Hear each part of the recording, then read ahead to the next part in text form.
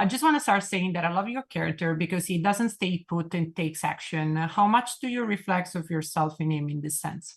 Thank you. I love that you noticed that. I think in my life I tried to take action all the time, and one of the things that I loved about playing Philo was that he is this, you know, flawed character. He is a man who is on a mission to make good and do the best, whilst navigating his demons, whilst fighting his shadow self and trying to come to terms with who he is in the world and his place in the world and what that means to be the man that he is in the world of Carnival Row, of course. I love that. And how was for you, like coming back to another kind of fantasy? Because of course, Lord of the Rings were a little bit different. To go back to this urban Gothic fantasy, and do you think that fantasy in general can help us to understand even better reality than a comedy or a crime?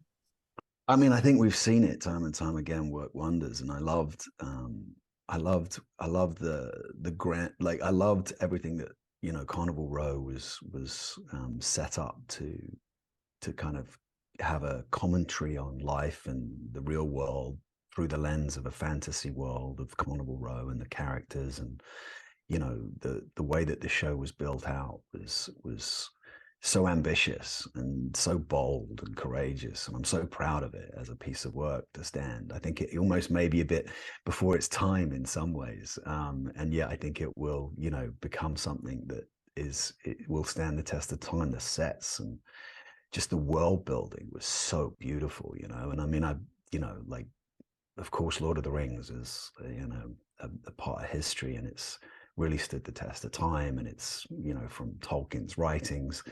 And I think, Carnival Row has, in its own way, the way that that set design and the way that the kind of world built out was really courageous. And I'm super proud of it. And I think that, yeah, we do get to comment a lot on what's happening in the world and the ideals and the flaws of human character and nature. But, it approaches it all, I think, and actually at the end of season 2, I think you feel like you get a sense of, oh wow, that's that's what it can look like, in some ways. I'm very proud of the show.